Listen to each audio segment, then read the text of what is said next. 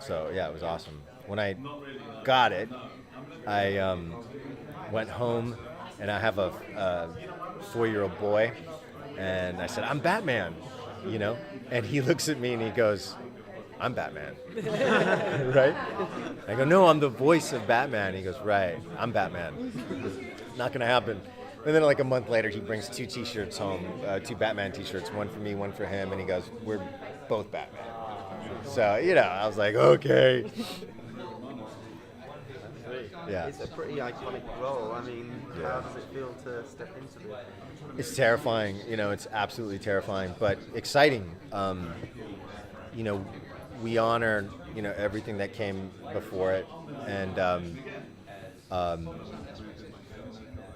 but it's also something. It's like our chance to kind of not change it. We completely honor what's come before in the Batman universe, but kind of put our little stamp on it by not getting crazy with it, but just kind of looking at a point in time in the Batman universe. We're dealing with Batman in his 30s, pre-Robin, dealing with a Batman who's still grappling with the kind of Rubik's Cube that's Bruce Wayne, Batman, and how he kind of navigates those two personalities, and a Batman who goes out there sometimes half-cocked, who finds himself in bad situations or gets hurt. So he's not the hardened, kind of grizzled, indestructible Batman in his later years. So it's actually an exciting, fun place to be. We also get to see Batman with this rogues gallery of villains, lesser-known villains. We get to see them animated for the first time. Professor Pig and Toad and Anarchy, Magpie, a bunch of others who will, be animated for the first time. And more importantly, you'll see Batman interact with them for the first time, kind of the first time that he ever encounters Magpie or encounters these villains. So you kind of get the genesis of that relationship, which to me is really exciting for Batman fans. I turned up at the studio one day and they said, "Oh, you were in that room with Andrea." And I walk in there and there's a woman who I didn't recognize, and she said, "Hi, I'm Andrea Romano." And I went, "What?"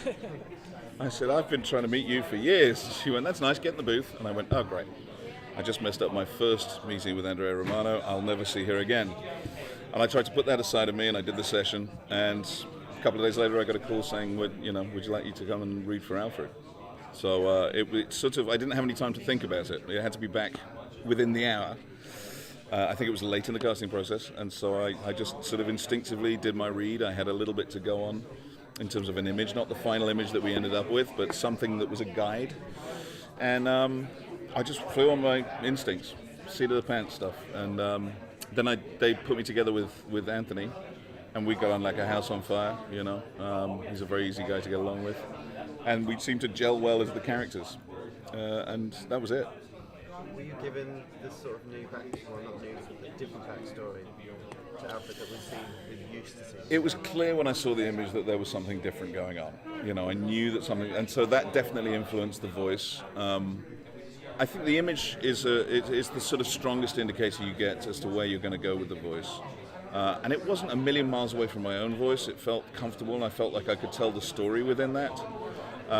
So I didn't have a lot of background, but I knew that something very different was going on. And then as soon as I started getting, scripts on the day of recording, then I started quickly piecing it together, and that's how it started developing.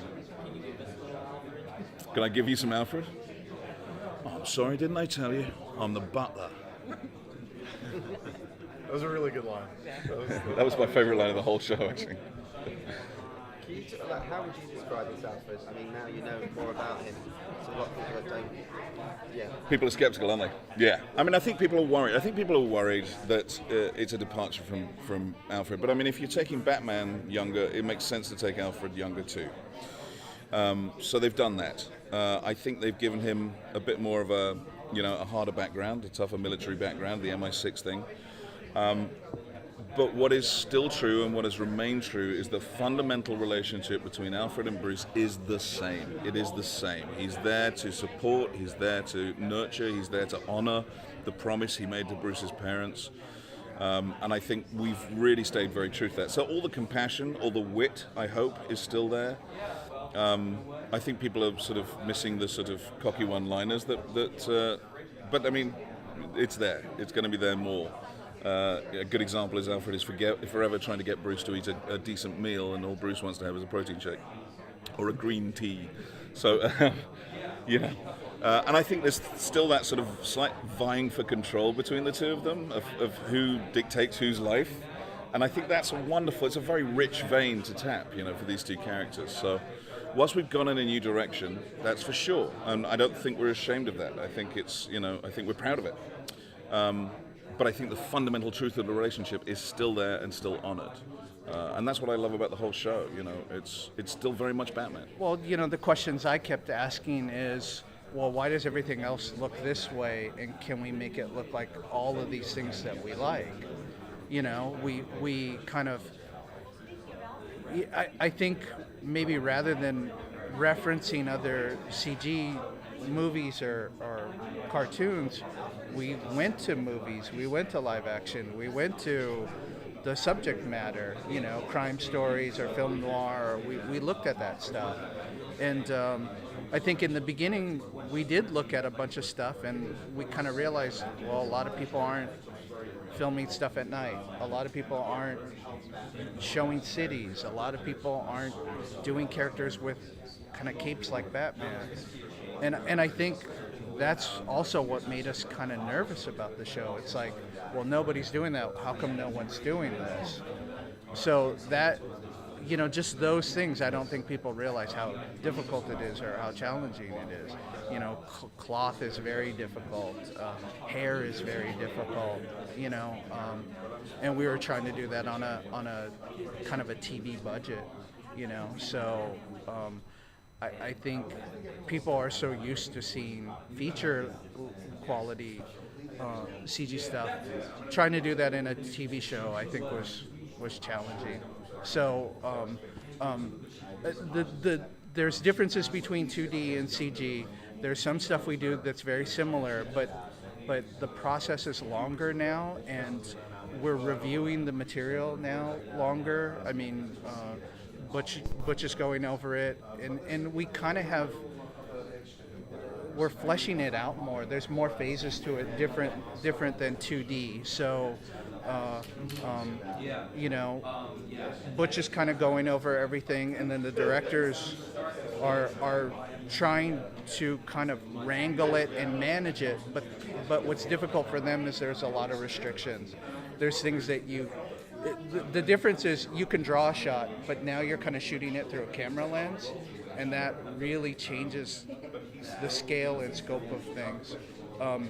And now we almost have we have an animation supervisor, TJ Sullivan, and we have an effects and lighting supervisor, Frederick Goudreau.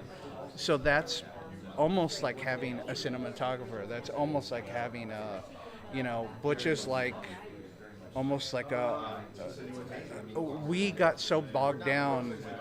I think everybody's job slightly changed, and everybody sort of dogpiled and switched, and we ended up having to do a lot more than I think we realized. I mean, it was huge. I mean, building Gotham City was huge. Kind of filming it was bigger and more difficult than I think people realize. You've been kicking around various ideas, and when Glen came on aboard, it was Glen's suggestion that we use the sort of lesser-known villains.